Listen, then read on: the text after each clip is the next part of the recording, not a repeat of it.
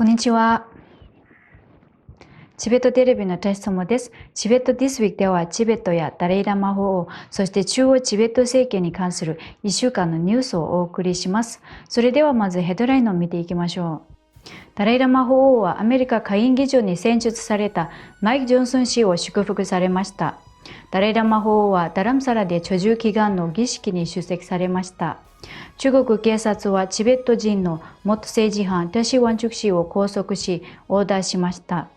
チベットのダルラク軍警察は地元のチベット人に対し拘束されたチベット人の情報提供を求めました。ベンバスリン首席大臣はマサチューセッツ大学でチベットの重要性について講演しました。ジュネーブフォーラム2023年が開催され、中国の支配地域での人権の衰退について議論されました。ケンポスナムテンベル議長とギャリル・マダイリ首席大臣はダラムサラのチベット子ども村の創設63周年式典に参加しました。東京の新宿文化センターでダライラマ法王の理念転生問題と中国の植民地的寄宿制学校に関する報告書が発表されました。ナーグプル市はチベット認識向上のための介護と展示会を開催しました。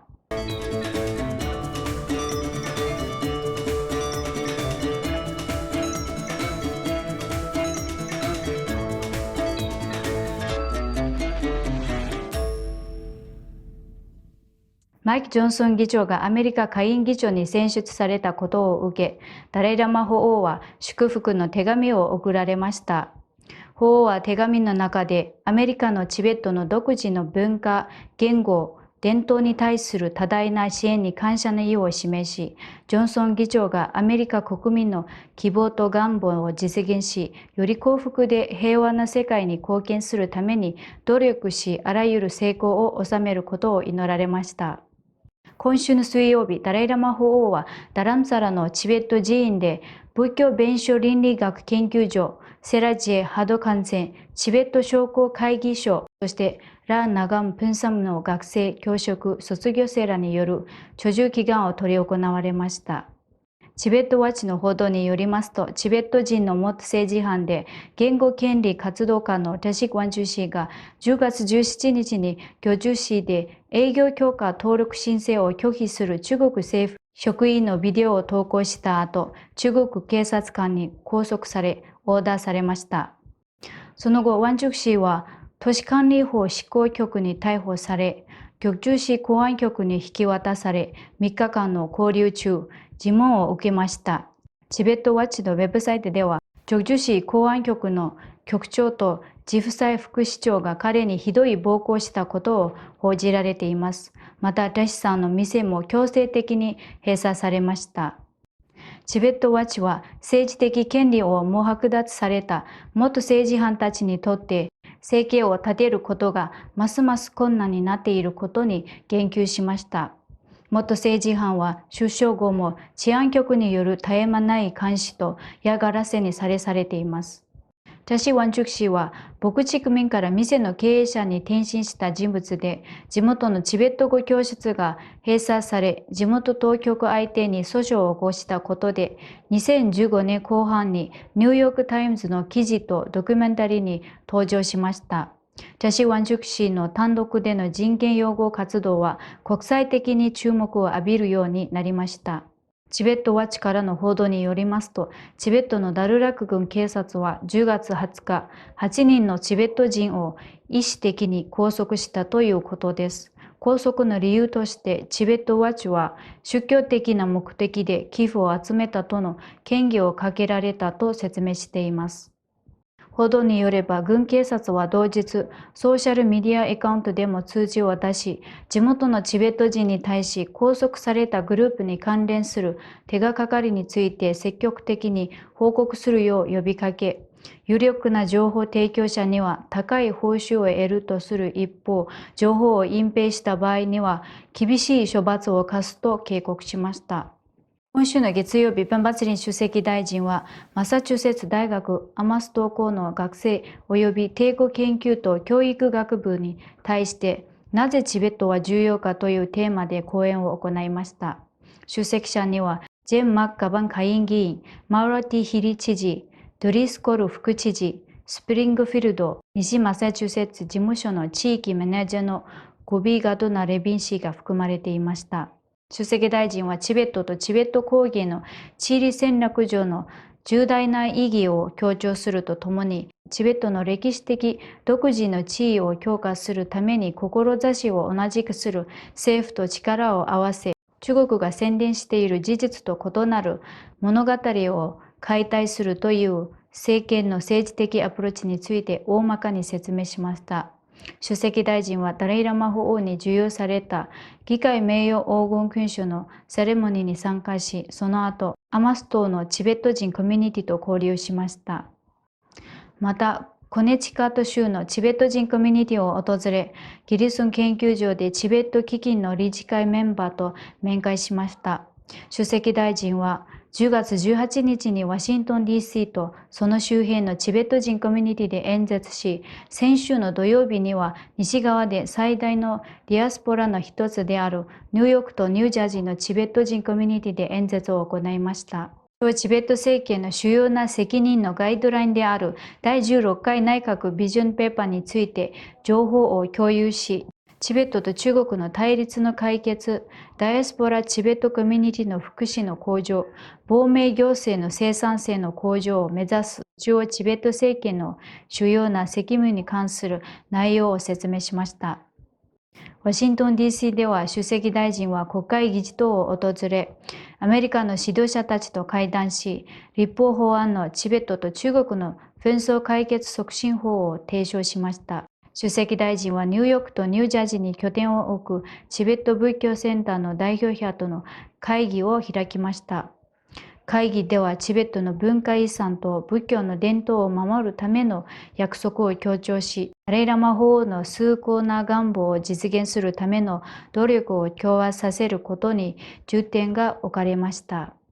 また出席大臣は2025年に開催されるダライ・ラマ法王の90歳の誕生日に盛大な祝典を開催するという内閣の計画を述べ、チベットの精神的指導者であるダライ・ラマ法王の生涯と次世代に受け継がれるべき多岐にわたる教えである遺産を祝うために2025年を平和の年として記念することを発表しました。チベット仏教センターの最初の会合では、ニューヨークとニュージャージーのチベット仏教の様々な宗派から約30人の代表者が集まりました。また出席大臣は台湾センターで中国人学生やチベット人のグループと会談し、中国とチベットの紛争について話し合い、ダライ・ラマ法王が進歩する中道アプローチに根ざした非暴力的解決への中央チベット政権の公約を強調しました。今週の木曜日、人権の衰退、中国支配下の地域と題されたテーマで第5回ジュネーブフォーラムが開催されました。この2日間にわたるフォーラムの開会式では、リトーニアのアルナス・バリンスカス国会議員、スイスのニコラス・バルダ国会議員、情報国際関係省のノルジンドンマ大臣が演説を行いました。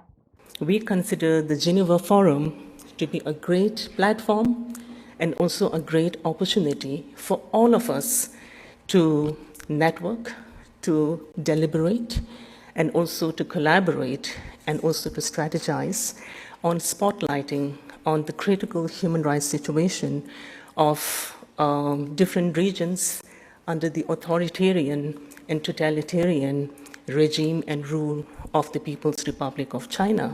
今年のジュネーブフォーラムでは中国の人権に焦点を当てた中国の人権の動向、声を封じるというテーマ別の討論で中国の同化政策と擁護者に対する弾圧、発展か民主化か中国のグローバルな足跡などが議論され、監視と国境を越えた弾圧について話し合われました。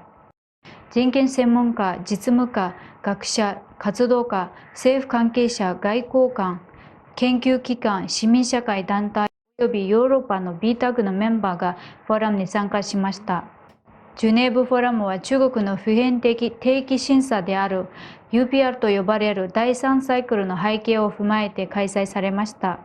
第1回ジュネーブフォーラムは2018年11月20日に開催されました。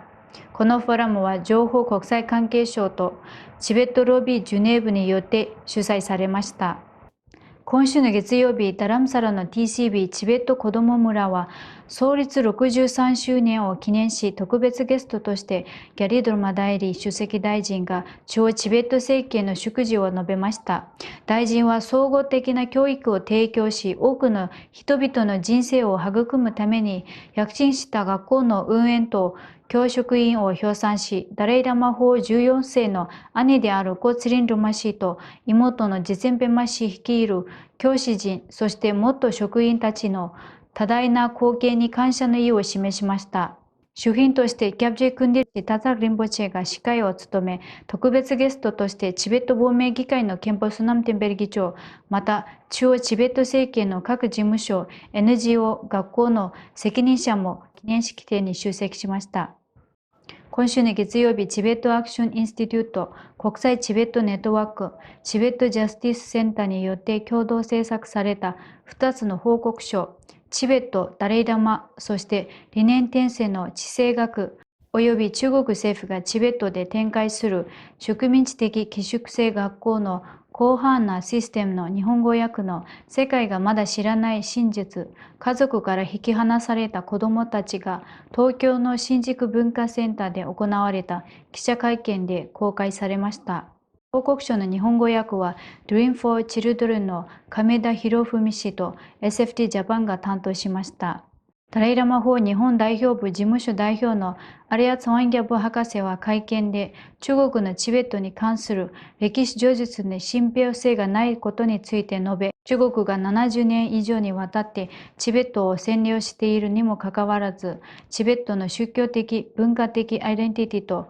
回復力の強さゆえに、中国はチベットを支配するための適切な敬意と正当性を得ていないと述べました。チベットハウスジャパン、SFT ジャパン、チベットコミュニティジャパンは共同で記者会見を開催しました。今週の月曜日、インドチベット支援団体コアグループとインドチベット連絡事務所は共同でマハラシュトラ州ナグプル周辺で開催された第7回全インドチベット支援団体会議の行動計画に協力し、チベット支援団体間の連帯を強化、促進するための会議を開催しました。この会議には、インドチベット友好協会、インドチベット支援団体、フリーチベット支援全国キャンペーン、インド仏教協会、個人のチベット支援者などの団体を代表する30名以上のメンバーが参加しました。第67回ダマチャカラプラバルタンディワースにはマハラシュトラ州ナグプルのディクシャブミではチベットの認識向上プログラムが1日行われました。ダマチャカラプラバルタンディワースは社会改革者であり、先見的指導者であり、インド憲法の立役者であるB.R. アンベッドカー博士の仏教への改宗を記念して毎年行われています。マハラシュトラ州ベラのマヒンドラジュニアサイエンスカレッジで開催されたチベット認識向上プログラムには、同カレッジから250人以上の学生と教師が参加しました。これで今週のニュースは以上です。チベットテレビをご覧いただきありがとうございます。